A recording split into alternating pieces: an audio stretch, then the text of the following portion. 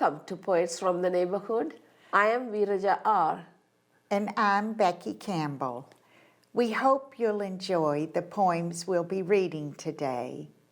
Poems written by your friends and neighbors.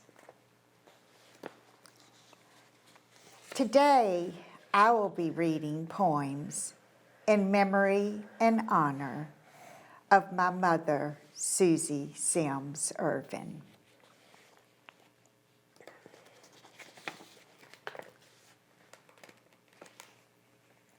Feelings.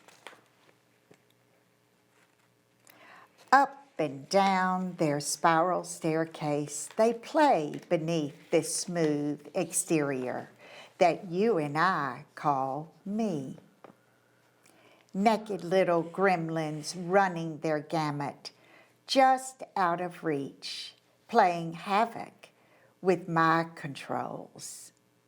Mischievously punching tear buttons when anyone can see I am laughing, drawing back the curtain to expose the aching heart just when I had it all covered up.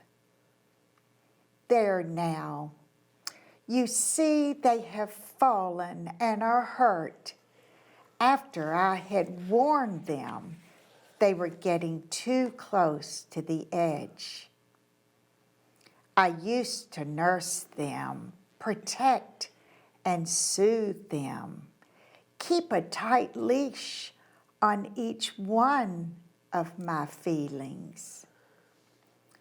But now that I've gotten to know them, I'm rather intrigued, realizing the sun is at the treetops and they have so little time left to play. And so I only warily watch as they run to hide, burying themselves in the sand today, dancing on my sleeve tomorrow. Now puffing me up, send me sailing into a blue where I have no business, then puncturing hopes, dashing dreams. Now fanning flames, then blowing cold breaths on still glowing embers. Silly little feelings, up and down your spiral staircase you play, each one a part of me, and I all of you.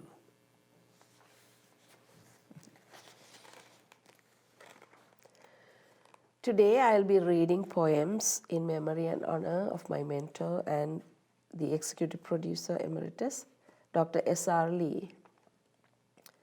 The first poem, Ode to the Transcribers of Family Papers. O you who climb the attics and open old scarred chests, who read with fascination pale letters from Aunt Bess, who pass the faint old journals and try to find the date of letters without the heading that tell of cousin's fate.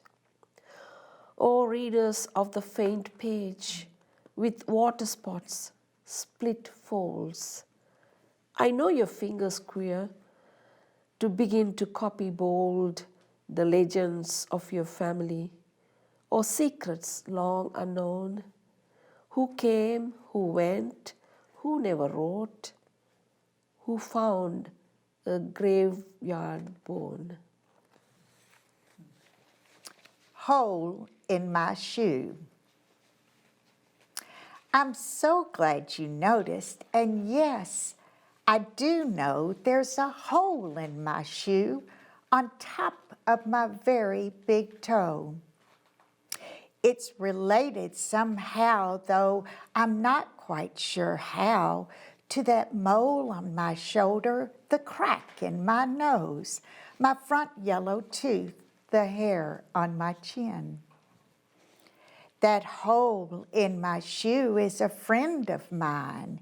It is, you see, where the tip of me comes up to get air.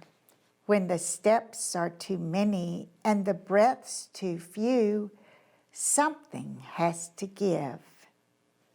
My big toe obliged by digging a hole where the air can escape or invade as it likes. I'm fond of its shape.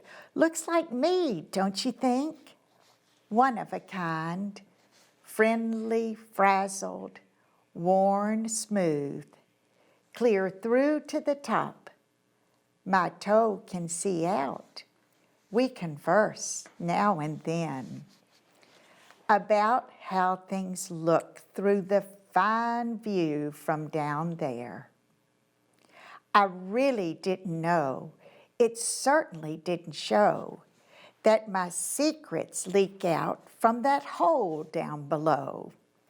About mountains and rivers we've crossed together, the creeks that we've jumped almost across, babies we've walked and walked and walked.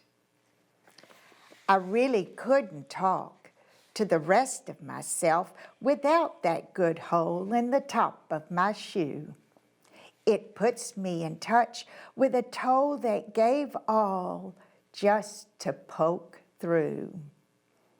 To a self that speaks volumes, then laughs with you at me, and then with me at you, at this life in general, and the way we all struggle through.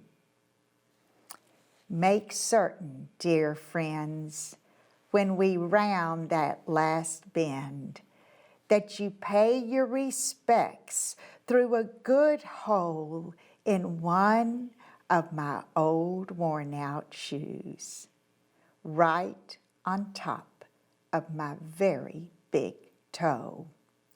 My favorite, my happy, my comfortable big toe. There's an undeniable, certifiable hole in one of that old poet's shoes.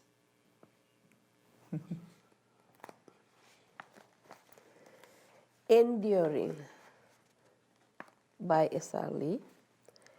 Enduring external gift. Cooking small apples. Skill passed down from an old woman with an old apple tree. Practiced through decades.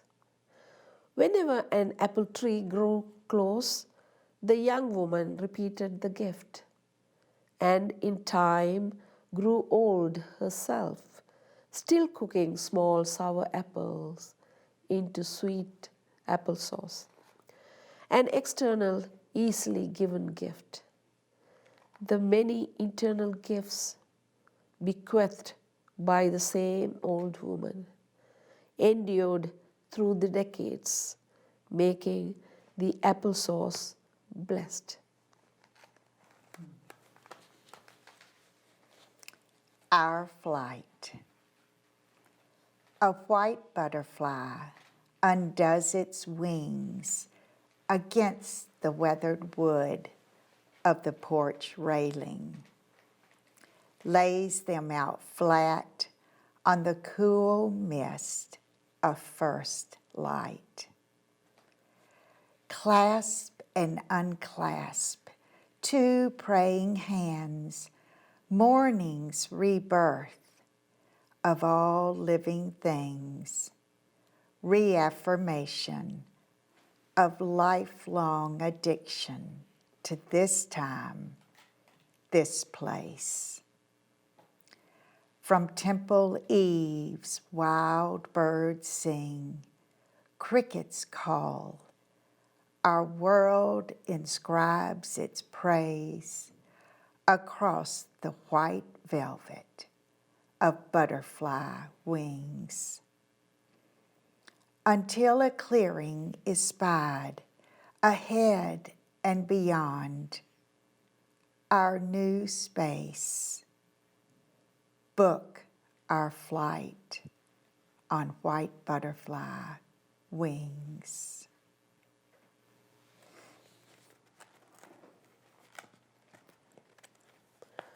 The next poem, written by me, a farewell poem written in 2015 when Sally was moving to California. A shawl to my Rumi's shams. Everything that is good and kind, I am wishing for you. When this shawl wraps around you, keeping you warm and cozy, remember me with a smile on your face. That distance and years yet to pass between us will not have the power to dampen the flame you fostered with wisdom, mentoring, the love and respect I have for you. Shall follow you among the stars in the dark sky, as white cloud on a foggy day. Remember me with a smile on your face. The kind cheering with which you motivated me, kindling the flame of aspiration, inspired by my mother, now dances freely in rhythm, prances joyfully in rhyme, glow reaching far and out, touching the depths of hearts, moving souls, stirring minds. They say and call me a poet. With a smile on your face, remember me. And I bow to my mother for molding me to the core like gold, and to you, my mentor, for freeing me from doubt like a breeze, to trust and let the words flow, filling the empty spaces from my soul. Like that divine intervention of shams, freed relentless mystic verses out of Rumi, the flame you roused in my soul will dance unhindered. When this shawl wraps around you, remember me with a smile on your face, keeping you warm and cozy. Thank you for watching Poets from the Neighborhood. We hope you'll join us again soon.